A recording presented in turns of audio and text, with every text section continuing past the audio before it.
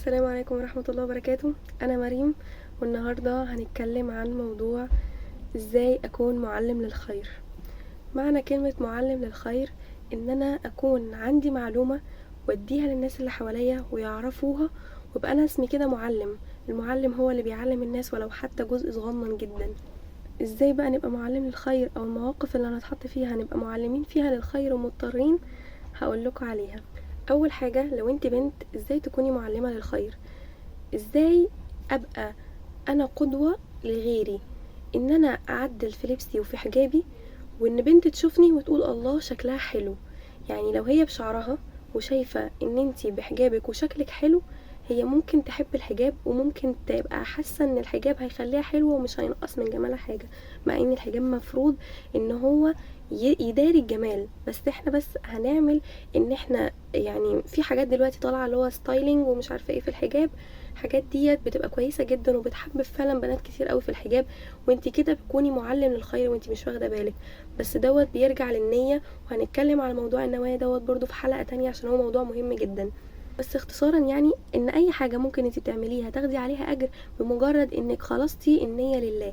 اي حاجة، وان شاء الله لو كنتي بتاكلي. ممكن اكون معلم للخير لاصحابي في المدرسة او زمايلي في اي مكان ايا كان، كلية، شغل، مدرسة، الكلام ده كله، دروس. ازاي ابقى معلم للخير ليهم؟ باني اعمل حاجات كويسة هما يحاولوا يقلدوني فيها. انا مش بروح انصح الناس، انا بعمل حاجات كويسة واحاول اخليهم ياخدوا بالهم مني علشان يتعلموا ويعملوها هما كمان. يعني دلوقتي انا مع اصحابي هقول لهم يلا نصلي، في منهم اللي هيجي وفي منهم اللي مش هيجي، بس انتي هنا كنتي معلم للخير. عارفة معلومة وانتوا قاعدين مع بعض هتقوليها، انتي كده معلم للخير. يعني كلمة معلم للخير ان انا يكون عندي معلومة ولو كانت بسيطة واقولها للي حواليا وما استخسرهاش في حد. حتى لو كانت المعلومة ديت انت عارف ان ممكن الناس تقولك انت تستشيخ، او مثلا بتعمل فيها شيخ او بتعملي فيها شيخة.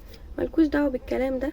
خدوا النية لله ان انتوا بتقولوا الكلام دوت عشان بتحبوهم وعايزينهم يكونوا افضل الناس اللي انتوا بتحاولوا تعرفوهم المعلومات اللي عندكم ولو كانت بسيطة جدا. ومش شرط ابدا تكون المعلومات ديت معقدة ويعني فلسفية والكلام ده، لأ.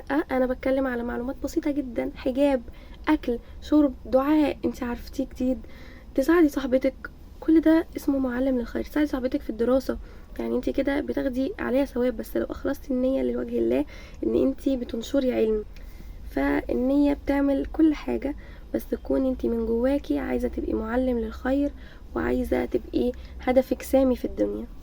معنى كده ان انا ممكن ابقى معلم للخير بان انا بنشر حاجات على الانترنت وتكون فعلا مفيدة ودينية وتنفعني في اخرتي وتكون شفيعة ليا وتكون صدقة جارية.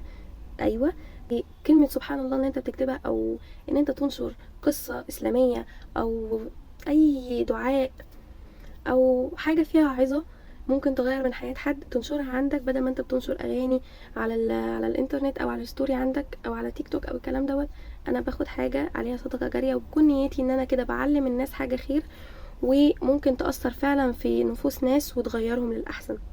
بس دي كانت حلقة النهاردة عن ازاي ابقى معلم للخير، ويا رب اكون قدرت افيدكم، ويا رب اكون قدرت اثر فيكم في حتة ان انتوا تحطوا نية دايما ان انتوا تكونوا معلم للخير في الدنيا وتعلموا كل اللي حواليكم حاجات بسيطة جدا.